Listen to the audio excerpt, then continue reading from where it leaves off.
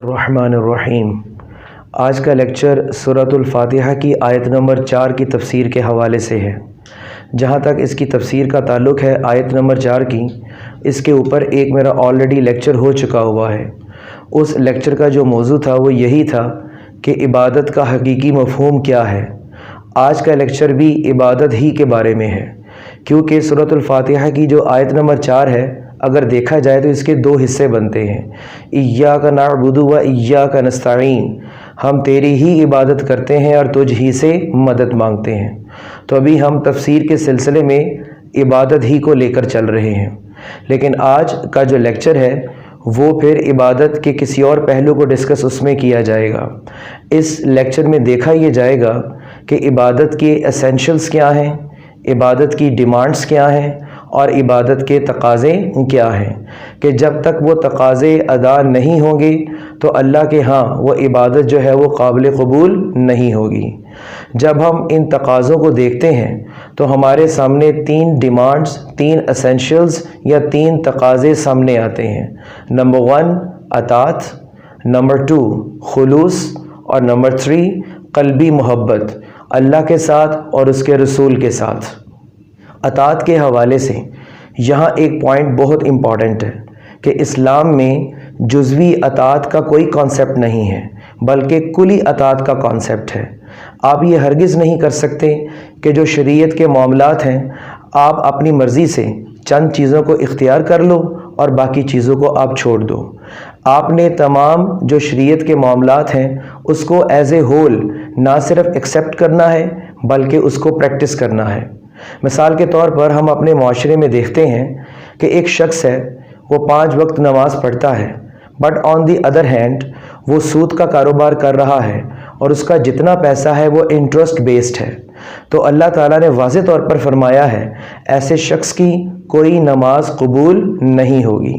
اسی طرح ہم دیکھتے ہیں کہ نمازی ہیں، 5 وقت کے نمازی ہیں، لیکن آن دی ادر ہینڈ وہ یتیموں کا مال کھا رہے ہیں، بیواؤں کا مال کھا رہے ہیں، بے حیائی کے تمام کام کر رہے ہیں جو اللہ تعالیٰ نے حرام کیے ہوئے ہیں۔ اللہ تعالیٰ نے واضح طور پر فرمایا ہے کہ اس طرح کے لوگوں کی نمازیں بالکل بھی قبول نہیں ہوں گی۔ جس طرح اللہ تعالیٰ قرآن پاک میں فرماتا ہے نا، فَوَيْلٌ لِّلْمُصَلِّينَ، کہ تباہی ہے، بربادی ہے ایسے نمازیوں کے لیے۔ اور ایسے لوگ جو جزوی اطاعت کے قائل ہیں، اللہ تعالیٰ نے اپنے غیظ و غضب کا اظہار کیا ہے ایسے لوگوں کے لیے۔ اللہ تعالیٰ ایک اور مقام پر فرماتا ہے أَفَتُؤْمِنُونَ بِبَعْضِ الْكِتَابِ وَتَكْفُرُونَ بِبَعْضٍ، کہ کیا تم کتاب کے ایک حصے پر ایمان لاتے ہو اور ایک حصے پر ایمان نہیں لاتے؟ فَمَا جَزَاءُ مَن يَفْعَلُ ذَلِكَ مِنكُمْ إِلَّا خِزْيٌ فِي الْحَيَاةِ الدُّنْيَا وَيَوْمَ الْقِيَامَةِ يُرَدُّونَ إِلَىٰ أَشَدِّ الْعَذَابِ وَمَا اللَّهُ بِغَافِلٍ عَمَّا تَعْمَلُونَ۔ اللہ تعالیٰ نے مزید آگے اسی آیت میں فرمایا ہے کہ جو یہ ایسے لوگ ہیں جو جزوی اطاعت کے قائل ہیں تو ان کے لیے دنیا میں بھی رسوائی ہے اور قیامت کے روز ان کو عذاب میں جھونک دیا جائے گا۔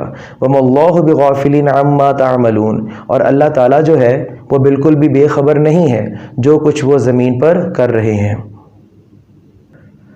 اسی جزوی اطاعت سے بچانے کے لیے، اسی ذلت و رسوائی سے بچانے کے لیے اور قیامت کے دن عذاب سے بچانے کے لیے اللہ تعالیٰ ہمیں قرآن پاک میں ایک اور انداز میں سمجھاتا ہے، یا ایھا الذین آمنوا ادخلوا فی السلم کافہ، اے ایمان والو اسلام میں مکمل داخل ہو جاؤ۔ اب یہ جو آیت کا ٹکڑا میں نے ابھی آپ کے سامنے تلاوت کیا ہے، یہ اس چیز کا واضح ثبوت ہے کہ ایمان والے جو ہیں ان کا اسلام میں مکمل داخل ہونے کا مطلب کیا ہے؟ یہی مطلب ہے کہ انہوں نے اللہ تعالیٰ کی جو تعلیمات ہیں، جو اللہ تعالیٰ کی شریعت ہے، ان کو مکمل طور پر ایز اے ہول ان کو ایکسیپٹ کرنا ہے اور اس کو پریکٹس کرنا ہے۔ اگر وہ پارشل ورشپ کے پیچھے جاتے رہیں گے تو ان کی ساری زندگی کی عبادت جو ہے وہ بالکل بیکار رہے گی۔ اطاعت کے حوالے سے یہاں ایک اور امپورٹنٹ پوائنٹ ہے، وہ یہ ہے کہ اللہ تعالیٰ کی اطاعت میں بھی ہمیں وحدانیت کا، توحید کا خیال رکھنا پڑے گا۔ مثال کے طور پر ہماری جو اللہ تعالیٰ کی اطاعت ہے وہی سب پر غالب ہونی چاہیے، باقی تمام اطاعتیں جو ہیں وہ اللہ تعالیٰ کی اطاعت کے ماتحت ہونی چاہیے۔ فار ایگزامپل اگر والدین کی اطاعت ہے وہ بھی اللہ کی اطاعت کے تابع ہو، اگر حکمران کی اطاعت ہے وہ بھی اللہ کی اطاعت کے تابع ہو۔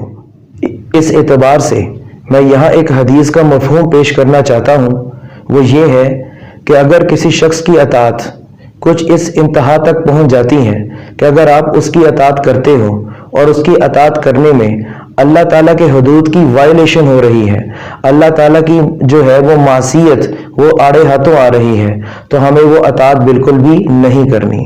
تو اس سے یہ ثابت ہوا کہ عبادت جو ہے تب تک ہماری قابل قبول نہیں ہوگی جب تک ہم اس اطاعت کے تصور کو مکمل طور پر سمجھ نہیں لیتے۔ اطاعت کے بعد باقی جو دو تقاضے تھے، خلوص اور قلبی محبت اللہ کے ساتھ اور رسول اللہ صلی اللہ علیہ وسلم کے ساتھ، انشاءاللہ اس کا ذکر جو ہے وہ آئندہ لیکچر میں ہوگا۔ السلام علیکم ورحمۃ اللہ۔